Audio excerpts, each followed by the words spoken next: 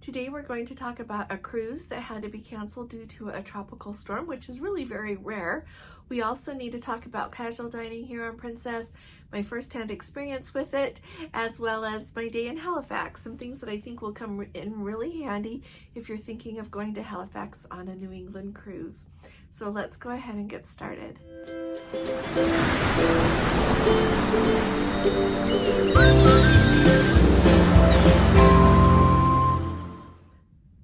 Hi there, this is Allison with Let's Go Travel Tips. Today is Saturday. It is September 23rd of 2023. I'm doing this for you just late in the evening here on September 22nd.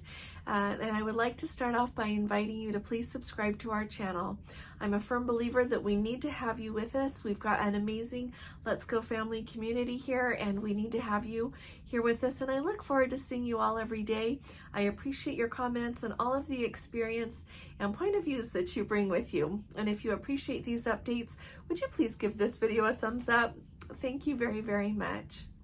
Alrighty, the news. First of all, Vision of the Seas was set to set sail out of Baltimore today on the 23rd, and that whole cruise has been canceled.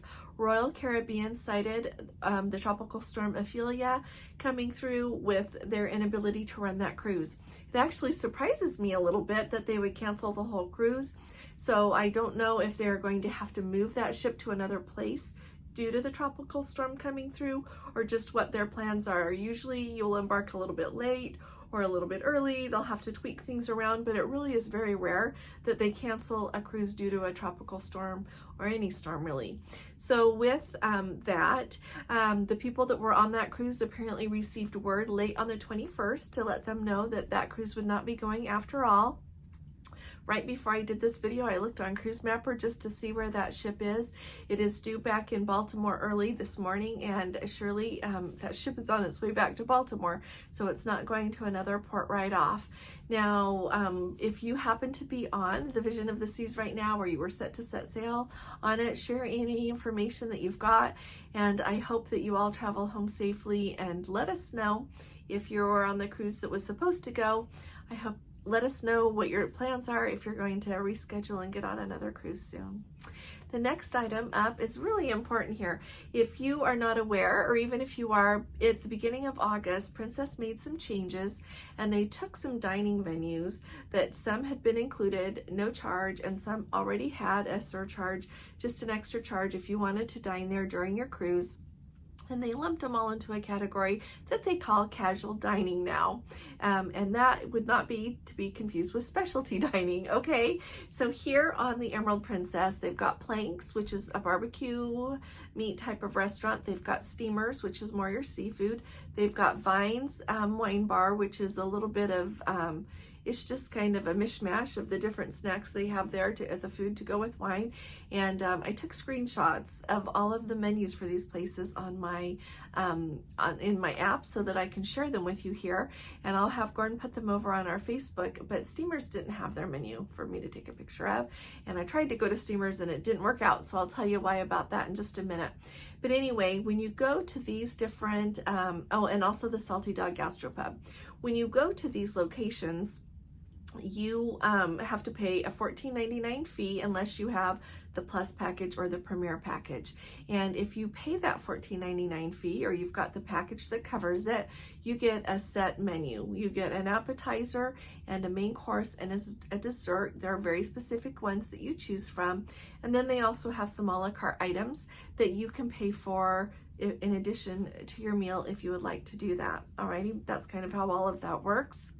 Now, it's really important to note, this is really important to note, that you need to have, according to what I've been told here on the ship, you need to have a reservation in order to eat at those places. And I found that out the hard way last night. I was doing our sail away out of Halifax, and I got done kind of late. I think it was maybe 7:30 or so. So I came right down to my cabin. I knew I needed to take a minute and call someone. So I called the dining line and asked if I could please go ahead and just make a reservation because I knew I would be late. I was wanting 8:45, and she said, oh, you don't need a reservation to go there.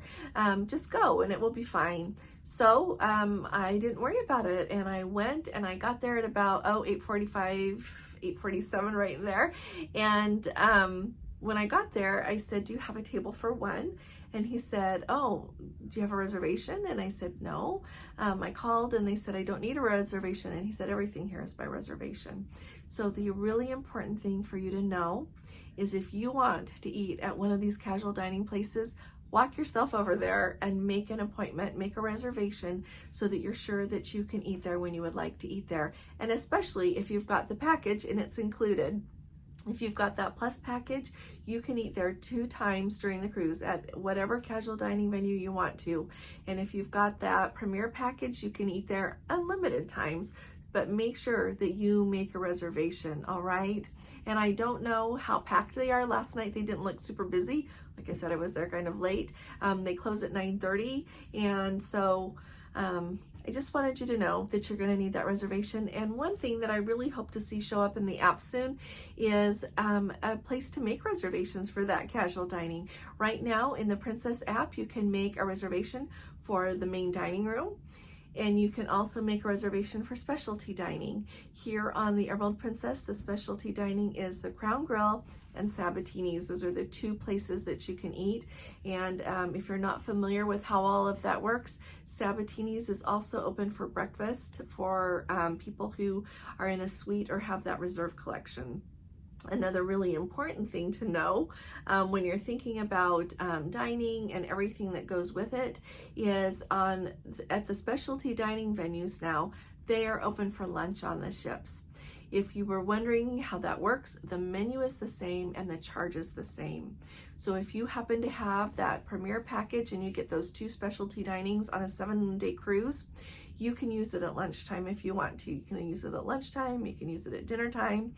If you don't have a package and you're just paying for it, you're going to have the same charge, okay? It's not less because it's lunch. It's the same menu and it costs the same, all right?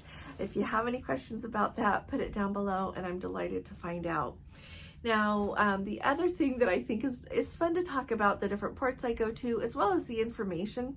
I had never been to Halifax, Canada before, and I had seen Peggy's Cove. I had seen a lot of videos about that. So I selected an excursion that would take us out to Peggy's Cove, and then afterwards go on the hop-on, hop-off bus around town. Now, the trip out to Peggy's Cove, it was amazing. We were meeting in the Explorer Lounge, I think it was at 9 o'clock, and we got back here, gosh, like at 1 something, I want to say, maybe it was 12:30, but really, we took probably closer to 1, I guess. But anyway, it was a beautiful drive out, and we had an amazing tour guide. She talked the whole time, telling us about everything we were seeing on the way, about the history, about everything about Peggy's Cove, just the whole region. She did an outstanding job. So it was worth it to me to go on that excursion with someone that knew this and shared so much with us. We got to Peggy's Cove and we had an hour to walk around and see everything there. I did not understand really what that looked like. And mind you, I've looked at a lot of videos about Peggy's Cove, and it's really on this huge outcropping of granite, and it's of course smoothed and rounded out now because of the waves, but you walk on all of this granite. The lighthouse is absolutely beautiful, and the little town area there around it, she said there's only like 40 year-round residents, and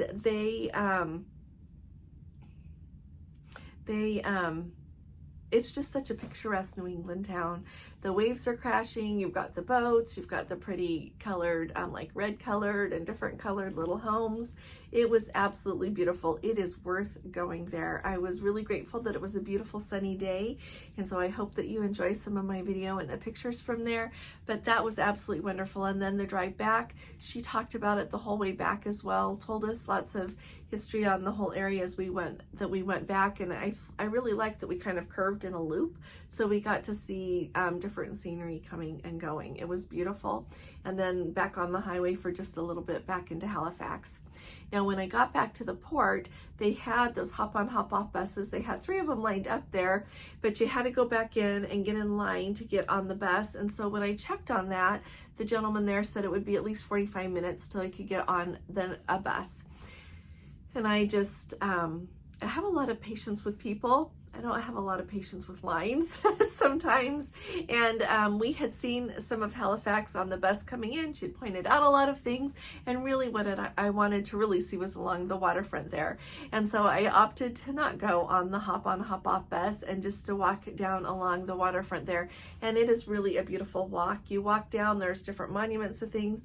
Like there was a monument to Mr. Cunard that started the Cunard cruise line, not the cruise line, but the shipping line, and then also which turned into cruise ships, but then or ocean liners is probably what they would like us to say.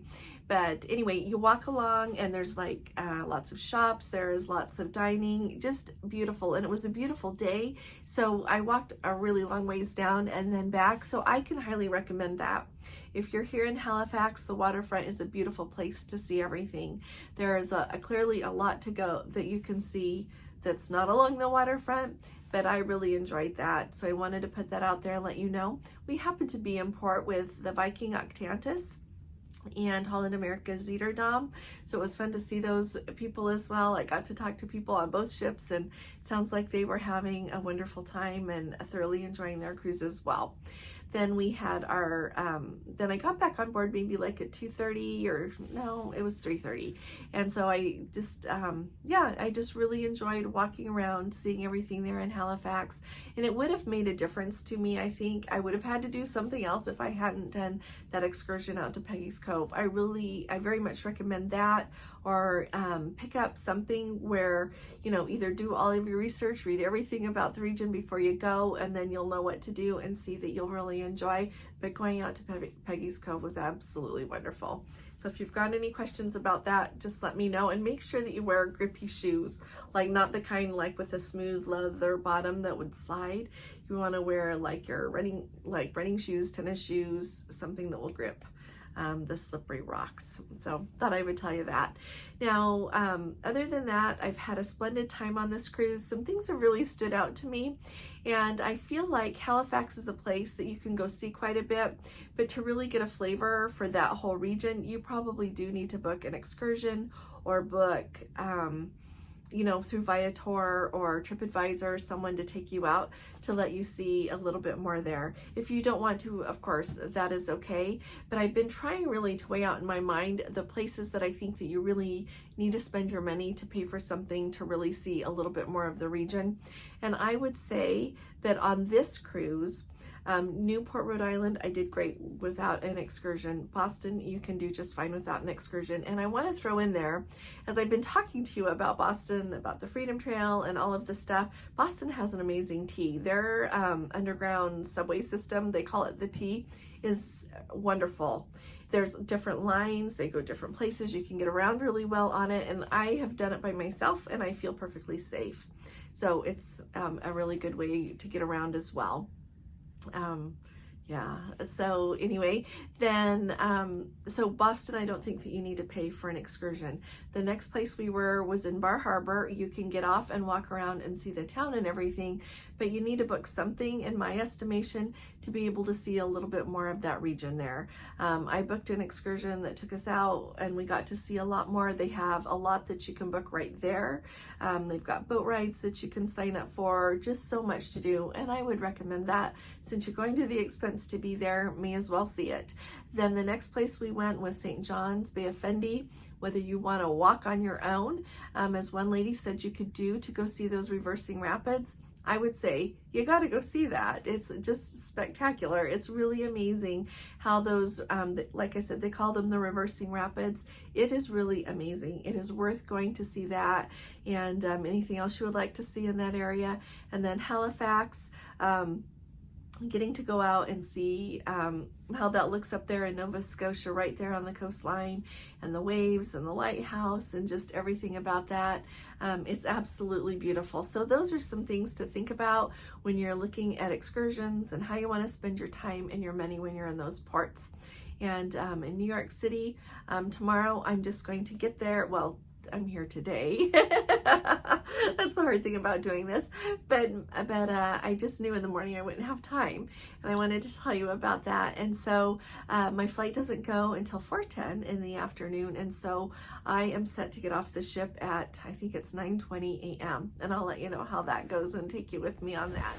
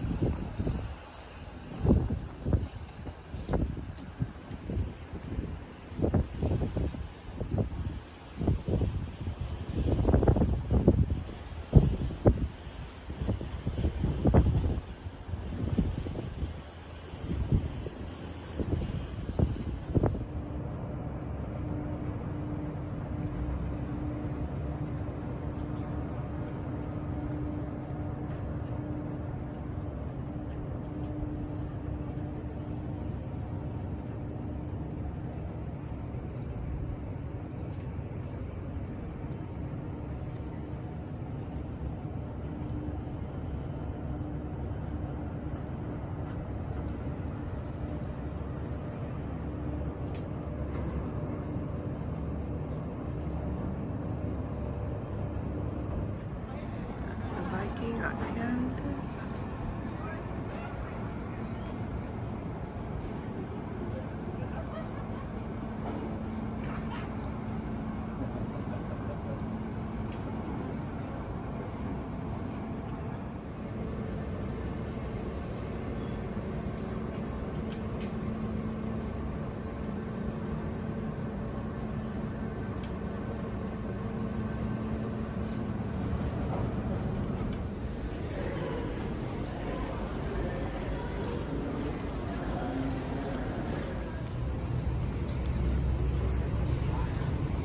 So I have the Halifax, Peggy's Cove, and Hop On Hop Off bus tour. So here's her bus. That is Samuel Cunard, who was the founder of the Cunard cruise ship line, and he was a Haligonian. But it's also the beginning of a beautiful boardwalk that will board all around our harbor. And you will be able to take a walk around this afternoon if you'd like, before you go back on the ship. So, is everything okay? Yes. Yes, in Canada we you can have the maple leaf in the Golden Arches, so that's different, that's for sure. So it's very, very exciting to see a little bit of a difference. You see the maple leaf in the Golden Arches. So you can see on the right hand side of Petro-Canada, our gas today is $1.83.3 per liter. So it went down on Friday. Every Friday the gas prices changes unless there is something drastic happening. So it's a 183.3 this week. So we'll have to wait and see what happens tomorrow. You can always tell on Thursday night if you see a lot of people at the gas station. Sometimes you can tell that maybe people think that the gas is going up. So if you see lots and lots of people, you always rush to fill up just in case it does changes and it goes up. So trees that we have in Halifax. Halifax is known as the city of trees, and you can see why, because we have lots and lots and lots of trees around here. And this is we just had a Hurricane Lee came by last weekend. And luckily for us, not too many trees fell, just a few branches around here. So that was very, very good. And as we pass the street here on the right hand side, you're going to see this house in the corner, the greenhouse, that has a totem pole in their front yard, and that is quite interesting. They just started with one little animal, and now they have about 5 of them climbing up the tree in there.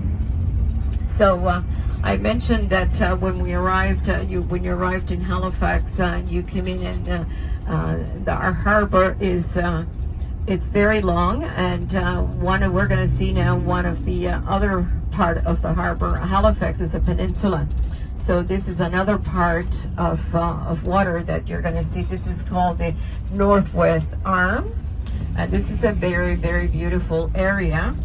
You can see that it has a couple of yacht clubs. This is the first one that you see on the left. That's the Armdale Yacht Club, and a little bit further down there is the Royal Nova Scotia Squadron, which is North America first Royal Yacht Squadron, and is the co-host for the biannual ocean race between Marblehead and Halifax. You can see a lot of the vessels that are there. They're mostly recreational boats. Because this end is very shallow, so you can see people canoeing in this area, and you can see some paddle boarding, and you can see a lot of recreation in activity in here. And again, because we have so much water, of course, there is lots and lots of activity around the arm, and some of the houses in that area. There are beautiful homes in there that just their backyard goes right into the water. So those are beautiful, beautiful homes. So we're approaching now this roundabout, and this is more like a British traffic circle, as you can see in here.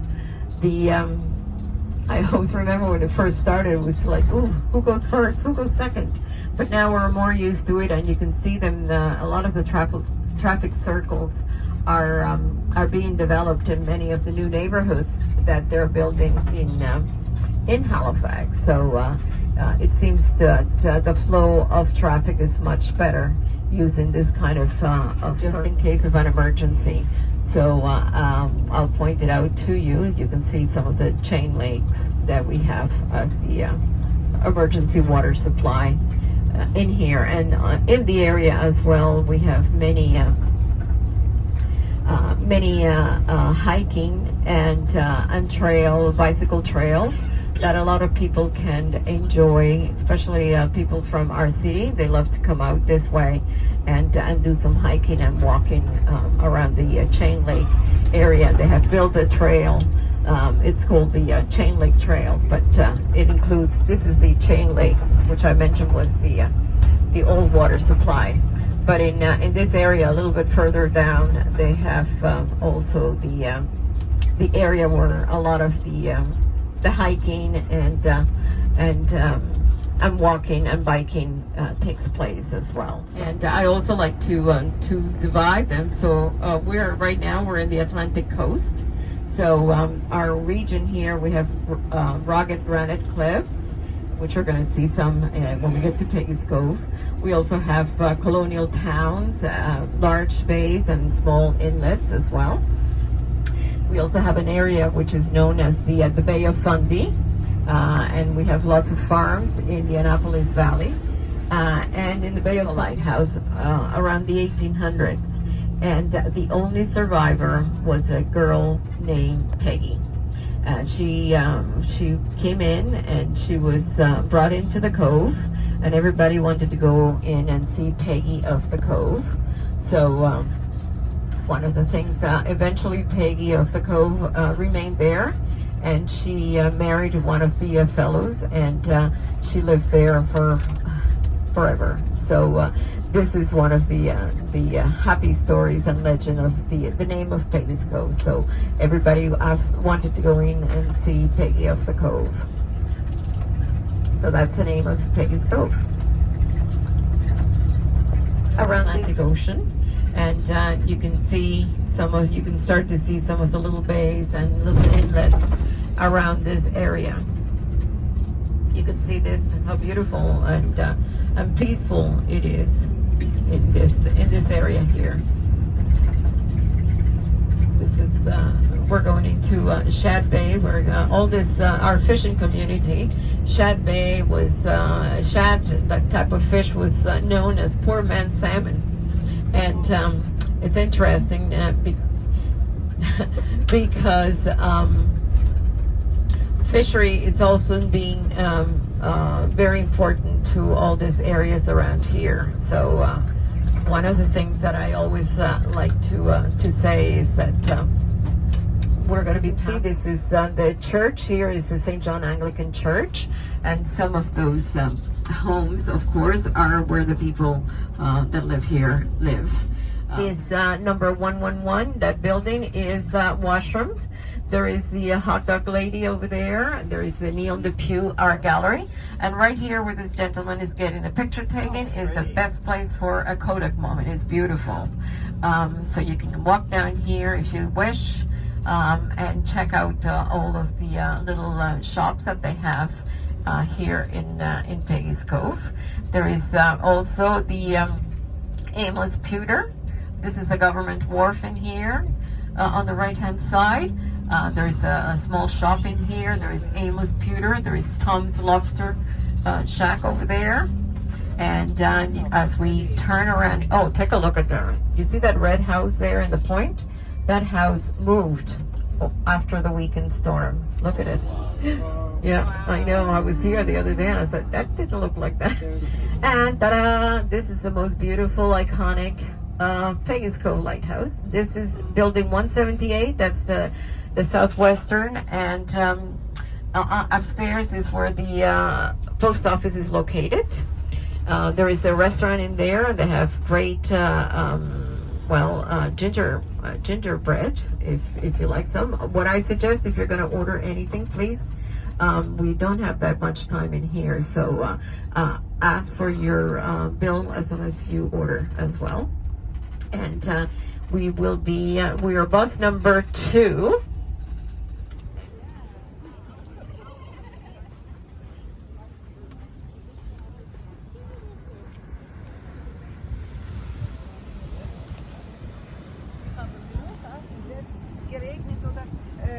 Alles zu, ja, ja.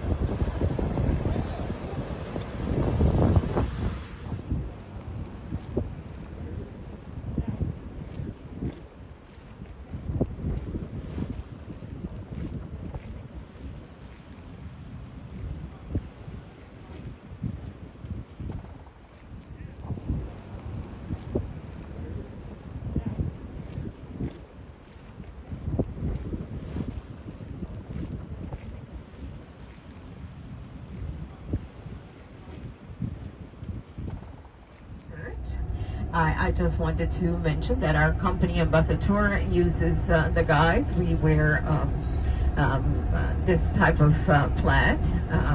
So we have a very interesting, Nova Scotia has their own tartan. This is a tartan, and the first province that had a tartan was actually the province of Nova Scotia. And the true tartan has to be registered in Scotland. And as I mentioned, the first province to have a tartan was the province of Nova Scotia, and that was back in 1953. It was a young lady from Cape Breton by the name of Bessie Marie, and she wanted to design a Nova Scotia tartan.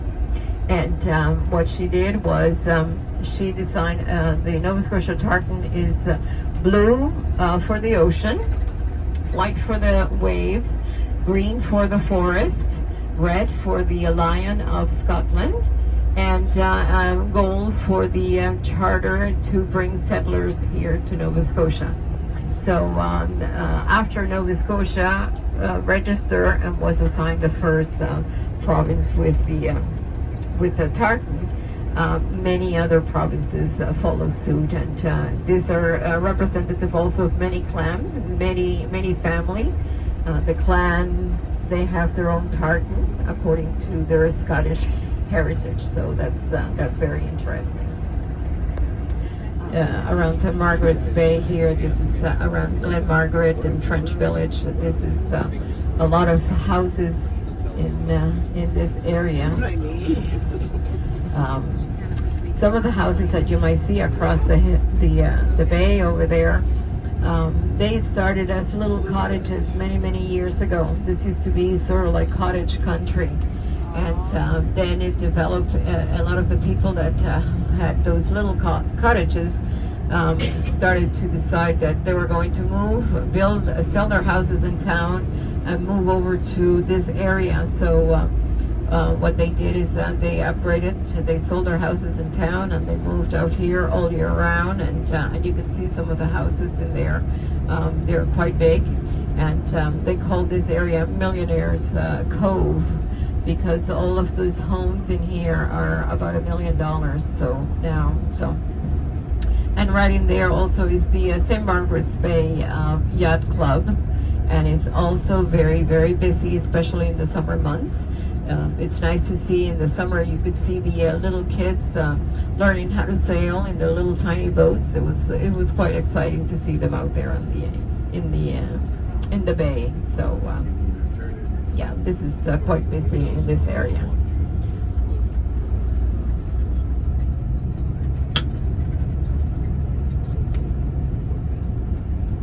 And a lot of the, as I said, some of the houses in here on some of the land on the right, it's been also subdivided, and some people have been selling their homes. So there is quite a new construction going on in this area. Cemeteries that have graves of victims of the Titanic. We're going to be passing two of them, and one of them is a visit to in your hop on and hop off, as I mentioned earlier. You can visit that area in there. That is a private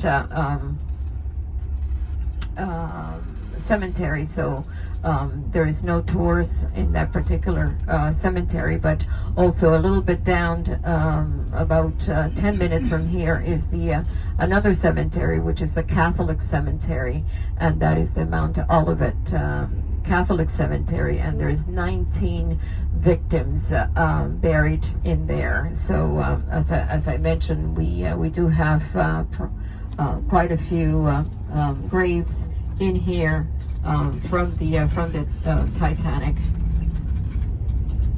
So I'll just point out as we pass by where the cemeteries are located.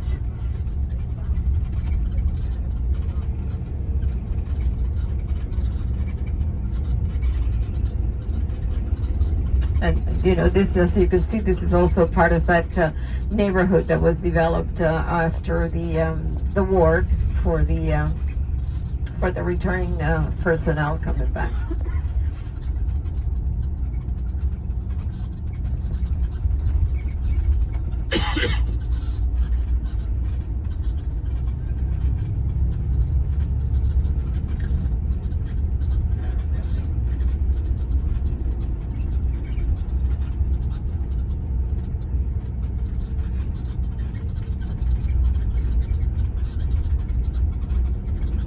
So as we come up the hill here on the left-hand side, you're going to see the first one is the Baron the Hirsch Jewish Cemetery, and it's right in here. That's the beginning of that cemetery, which is it meets up. It has a fence, and it meets up around the corner with the Fairview Lawn Cemetery, which is a non-denominational cemetery, and that's where most of the that's where 121 victims are buried in there, and that is where the hop on and hop off bus brings you there.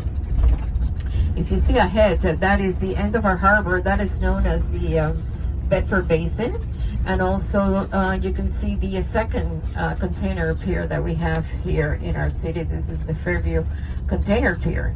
And this is a very busy port. The port of Halifax it's very, very busy. And the McDonald Bridge is it's out of the two bridges, the only one that you can ride your bike or cross. There is a sidewalk there, so you can walk over. On the right, you can see this is all part of the Navy. The Navy has a huge presence here. We have a big naval base in the east. There's two naval bases in Canada. One is in the west, which is Victoria, and the one in the east is Halifax, and this is a very big employer also as well. And the dockyard, of course, the dockyards were they were established in 1758, and we also have a ferry system that goes between Halifax and Dartmouth, and that ferry system started back in 1752, and that is considered to be the oldest freshwater ferry system in North America. So that ferry system still operates between the two cities, and it's as I said, it's used by the citizens on both sides of the harbor. I love to point out these two buildings that look like milk cartons ahead. That is called Purdy's Wharf, and those buildings were built back in 1980. Have been here for many years, and now they showcase offices and lots of retail and restaurants in there. This on the left-hand side is the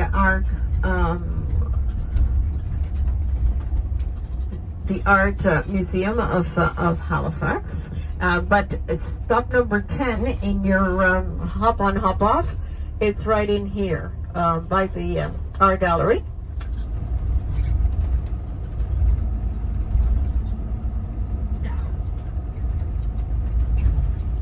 And you can see number 3, stop number 3. There is some people in there and the lineup. That's where the